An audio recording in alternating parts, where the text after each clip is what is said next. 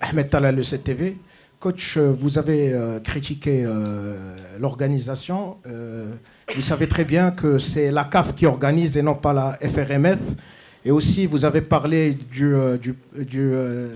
la présence de nombreuses personnes. Vous savez qu'aujourd'hui, le journaliste ou le journalisme en général, c'est celui qui vient chercher la nouvelle. Voilà, et c'est pour cela qu'il y avait énormément de monde. Vous savez, et aussi par rapport à l'organisation, c'est la CAF. Alors s'il y a des critiques à faire, personnellement, je pense que c'est à la CAF et non pas à la FRMF. Merci. S'il vous plaît, s'il vous plaît, s'il vous plaît, s'il vous plaît, s'il vous plaît, monsieur, s'il vous plaît, s'il vous plaît.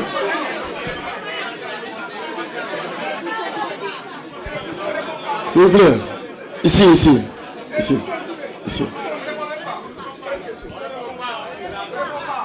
Prochaine question.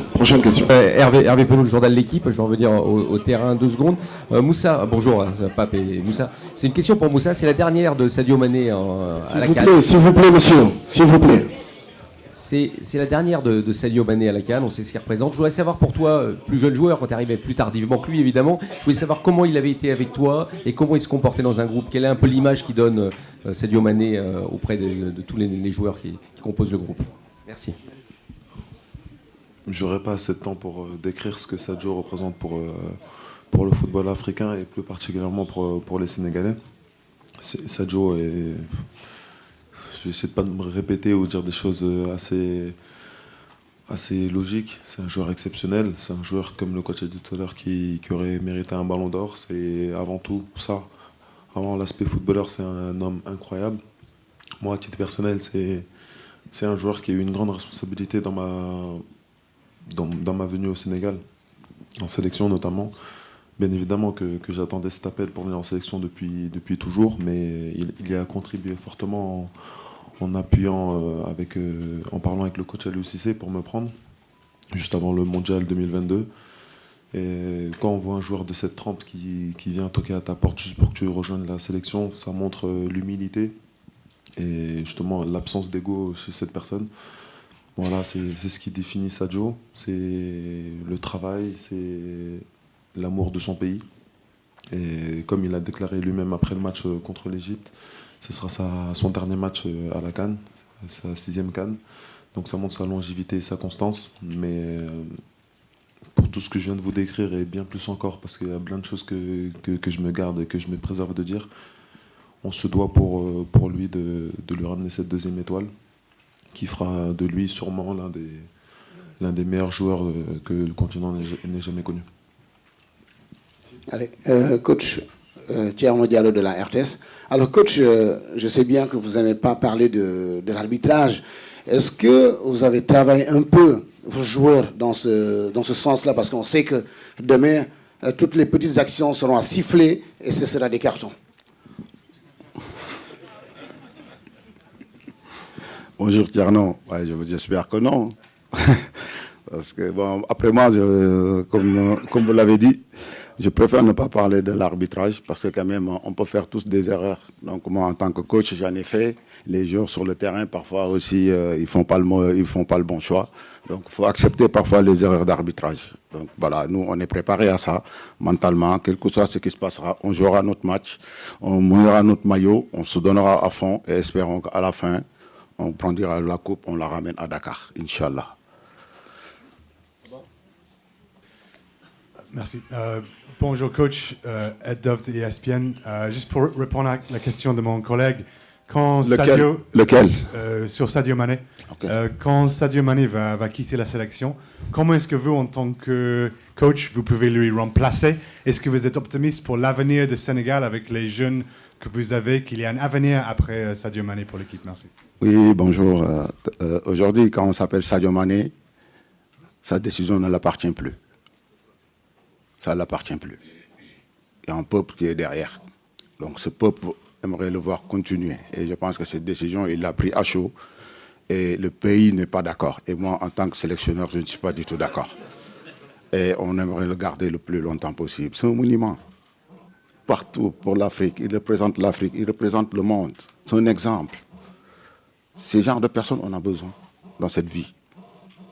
Il donne des leçons de vie, son humilité, son éducation, et comment il se mouille le maillot du Sénégal.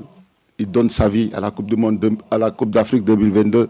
Il a donné sa vie pour qu'on gagne pour qu'on obtienne notre première étoile. À signer un papier et se dire, si ça m'arrive, c'est mes responsabilités, cette personne, est-ce qu'on a envie de le voir partir? Moi, non. Et ses coéquipiers aussi, non. Je pense qu'il faut garder cette personne. Coach, bonjour. Bonjour Moussa. C'est Sorna Fall de la Sen TV et Zik FM Dakar. Coach, la gestion des émotions est cruciale à cette période de la compétition. Comment vous y travaillez? Oui, c'est sûr. La gestion des émotions, j'ai des joueurs matures. Donc parfois, je sais, ils ont l'habitude de jouer ce genre de match. Aujourd'hui, on en parle de finale de Cannes. Un public qui sera derrière. Je pense qu'on a joué un match à Kinshasa. Une qualification d'une Coupe du Monde. On a géré les émotions comme il fallait. En menant 2-0, l'équipe était sereine, a joué son jeu, gardé les phases et être très, très lucide. Et on sait gérer ce genre de match. Et espérons que demain, ça se passera comme on voudra, Inch'Allah. Merci. Coach, ici, à votre droite, Mustapha Kessous, Le Monde, par rapport au communiqué inédit de la fédération et là de votre coup de gueule, ça ne va pas vous faire sortir un peu de votre finale, justement, de se dire il y a des trucs autour qui viennent nous parasiter, et le fait d'en parler comme ça rajoute une certaine tension. Est-ce que du coup la fête n'est pas déjà un peu gâchée par rapport à cette finale de la CAN? Non, pas du tout. Bonjour. Je pense que de notre côté, non, on ne gâchera jamais une fête. Ça, c'est sûr et certain. Mais après, chez nous, il y a un proverbe qui dit il y a des choses, il faut les régler à temps. Il fallait en parler. On en a parlé. Une fois que je pense que si vous n'avez pas posé cette question, j'en avais oublié ça. Mais j'avais besoin d'en parler. Parce que quand même, vous l'avez tous constaté. Parce que c'est un constat. C'est pas une critiquer l'organisation ou pas. Jusqu'à aujourd'hui, l'organisation, elle est belle. On en parle partout dans le monde. Et un grand merci aux pays marocains, vraiment, pour cette belle organisation qu'ils ont vraiment relevé le niveau de la CAN. Et espérons que ça va continuer. Mais après ce qui s'est passé hier, quoi qu'on puisse dire quand même, je ne vais pas en revenir. Hein. On est tous témoins de ce qui s'est passé hier. Ça ne doit pas se passer. Ça ne doit pas se passer. C'est l'image de l'Afrique. C'est l'image de l'Afrique. Je ne parle pas en tant que coach sénégalais, je parle en tant qu'Africain. En tant qu'Africain, je parle. Et une fois qu'on sort de là, nous, on va faire focus sur cette finale. On a envie de ramener ce trophée chez nous. Inch'Allah.